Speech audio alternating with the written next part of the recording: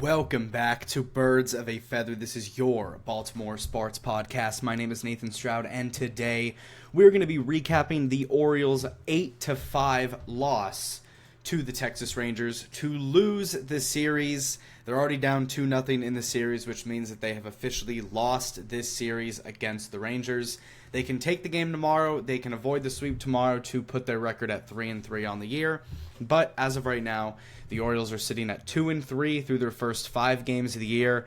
Not the start that I think a lot of Orioles fans, including myself, were looking for. And there are some problems that I do want to point out in these first 5 games of the season. Again, I just want to preference, it is early still in the year. It's not like it's completely over right now. Obviously, this Orioles team can very easily come back into the season. There is positives that I want to talk about, but there are some negatives that I do want to bring up as well. And one of those negatives that I'm just going to talk about right now is Zach Eflin injuring his elbow. He left the game today in the 4th inning with some elbow discomfort. Not great at all. That's probably the last thing you want to hear about your starting pitcher leaving a game, is that he has elbow discomfort, and it's his first start of the season. He's coming off of back surgery last year, dealt with a lot of injuries last season for the Orioles. We re-signed him on a 1-year deal. He said he felt the best he's ever felt in training camp this year, in spring training. He said it's the best he's ever felt, and he leaves the game with elbow discomfort in his first start of the season. Again, Zach Eflin is the 5 starter in the Orioles rotation, so it's not like the worst thing in the entire world. Obviously, I'm hoping this is a minor thing. I'm hoping that he's not going to have to go on the injured list for a very extended period of time. And obviously, worst case scenario is him getting Tommy John surgery. But we'll know more of the next few days about the extent of the injury. But it's elbow discomfort. It's not looking good for Zach Eflin. He was pitching really well in this game as well, which really sucks. Because, he gave up some base runners. He gave up a solo home run, but he left the game when the Orioles he left the game when it was, tied 1-1. He was looking good in this game. He had 7 strikeouts through 3.2 innings, so it really does suck that he had to leave the game. It stinks. It's not great at all. We'll know the extent soon. And we're going to talk about the Orioles bullpen in just a little bit, but as I said going into the year in the Orioles season preview, I said this Orioles bullpen is a serious problem, and I was hoping that the offense can just kind of make it not matter.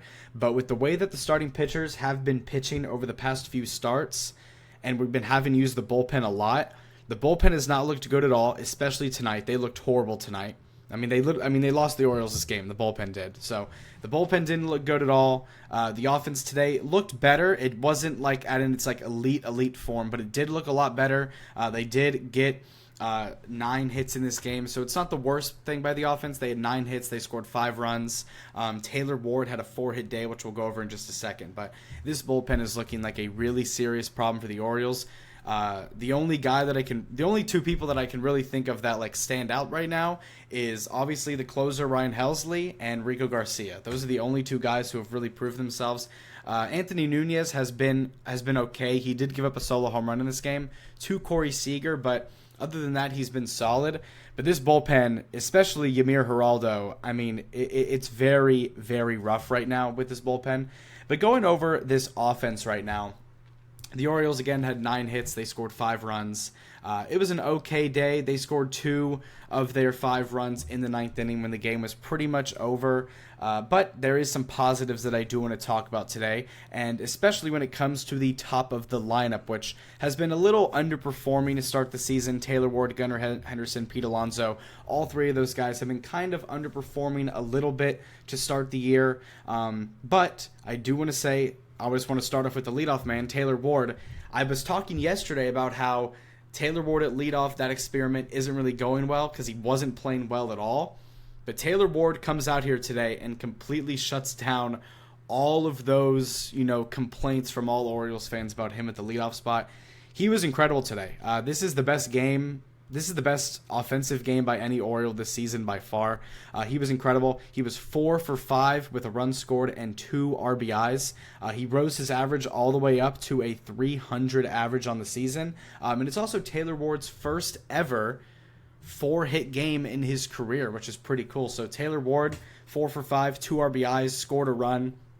Drove in both of the runs in the ninth inning, but he was doing his job. He was getting on base for Gunnar and Pete. He did his job. You love to see that from Taylor Ward. Shout out to him. Great game from him.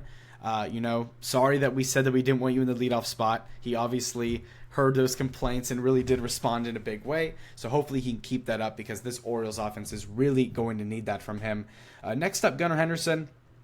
He drove in 2 runs as well. And actually, the only 3 players that drove in runs today was Ward, Henderson, and Alonso. Nobody else in this game drove in a run. The top of the lineup drove in all the runs in this game, which obviously that's what you look for, is the top of your lineup to be driving in all your runs. But in this game, there wasn't a lot of help from the rest of the guys. Gunnar Henderson went 1 for 5 in this game. Not a great hitting game from him, but he did have a big 2 RBI double out in the 5th inning that ended up tying the game for the Orioles. They were crawling back. They were fighting back in this game. They were constantly kind of fighting from behind, but Gunnar Henderson did, at the time, tie the game for the Orioles in a big matter there. So Gunnar, 1 for 5, 2 RBIs in this game. He's batting a 190 to start the year in the first 5 games of the season, so not great from him. He had a 2-hit day the other day, had a 1-hit day today. I think he's on a 3-game hitting streak. Obviously had his first home run yesterday. But hopefully he can just step it up maybe a little bit more. But he has had some pretty big moments the past couple of days. Next up is Pete Alonso, who had a 2-hit day, went 2 for 4 with a run scored and a solo home run. So Pete Alonso, he had a single in the first inning, and then he had a solo home run in the 4th inning, and Pete Alonso officially got his first home run as a Baltimore Oriole. You love to see it. It was the only home run hit by an Oriole today. Pete Alonso, shout out to him. Solo homer for Pete. Finally got on the board with his first home run, the first polar bear blast. You love to see that from Pete, so shout out to him. He's batting a .316 to start the year with a .381 on-base percentage and a .474 slug. So a good start to the year for Pete Alonso. Been hitting the ball well. Obviously got his first home run today, so hopefully he can keep that up. Adley Rutschman didn't really play great today, 0 for 3. Samuel Basayo went 0 for 4. Tyler O'Neill went 0 for 3. Colton Cowser went 1 for 4. Jeremiah Jackson 0 for 4. Blaze Alexander 1 for 4. So those guys didn't really play well. 11 total strikeouts on the day. Blaze Alexander struck out 3 times. Jeremiah Jackson struck out twice. Tyler O'Neill struck out twice. So not a great game from the offense just in general. Obviously the top of the lineup did good, but the rest of the guys didn't really produce the way that you would have wanted. And now going over to the pitching, obviously, as we've said before, the pitching was a pretty big disaster today. Every single pitcher who pitched today for the Orioles gave up at least 1 run. Zach Eflin gave up a solo homer. Before he got taken out of the game, we had to bring the bullpen in early. Grant Wolfram came in, 2 earned runs. Yanier Cano got the loss. He gave up a run. Yamir Geraldo looked horrendous, just like he did the other day as well. He gave up 3 runs. And then Anthony Nunez gave up a run as well, gave up a solo home run to Corey Seager. But the thing with Anthony Nunez is he's looked great. Anthony Nunez gave up a solo home run to Corey Seager. It's going to happen. I mean, Corey Seager's a great player. But I do think that Anthony Nunez and Rico Garcia and Ryan Helsley have been like the 3 best guys out of the bullpen. Yamir Geraldo, he looks like he's on DFA watch right now. He looks pretty horrible. He has a 21.6 ERA in the first, I think in like 2 or 3 appearances so far this year. He's been awful.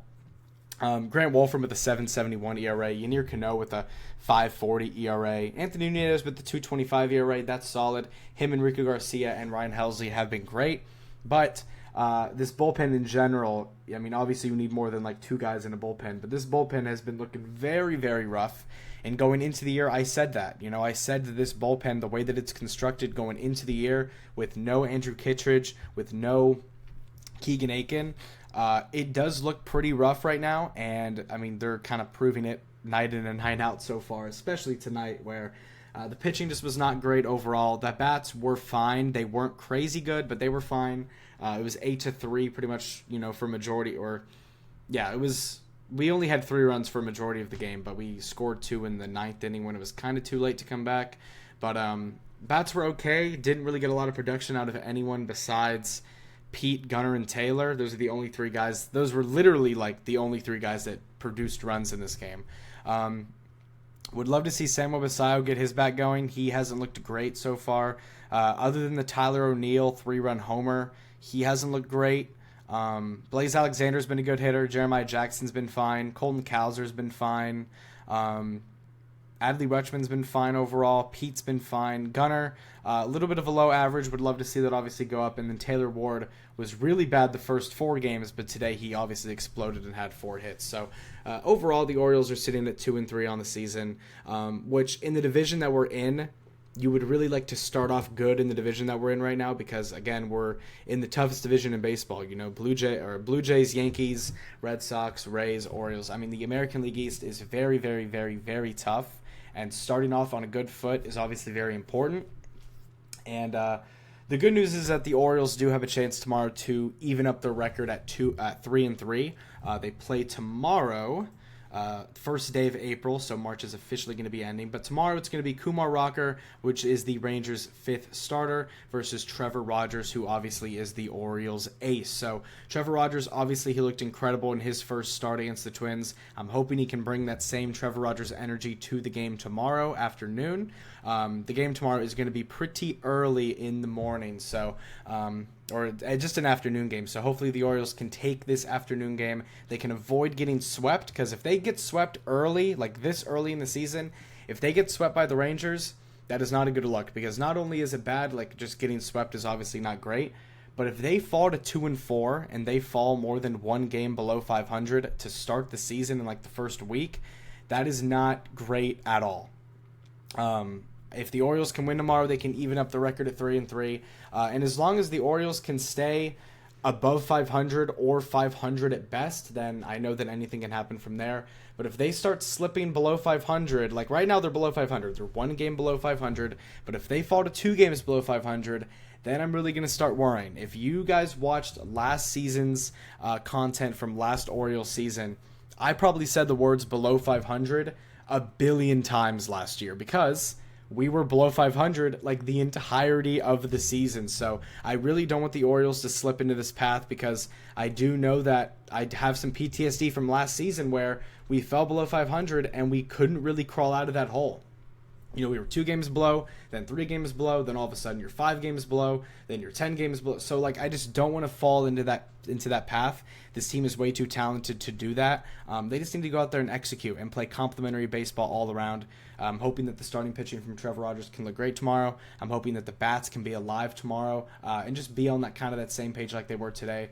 I'm hoping for all these things. You know, I just want things to be consistent with this baseball team, and hopefully they can avoid getting swept, move to 3-3 on the season, and then move into their next series against the Pirates later on this week.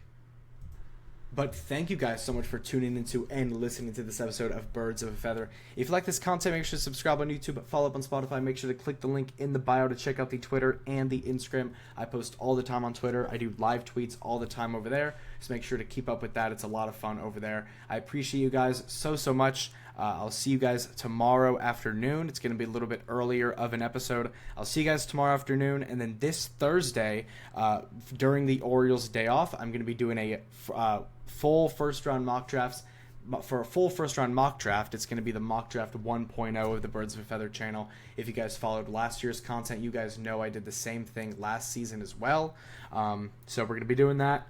Love you guys so much. Thank you all for the support. I'll see you guys tomorrow afternoon. Hopefully the Orioles can, avoid getting swept and tie up their record 3-3. So again, I'll see you guys tomorrow. Go Great Steel's Day. Go Ravens, and I'll see you later. Peace out.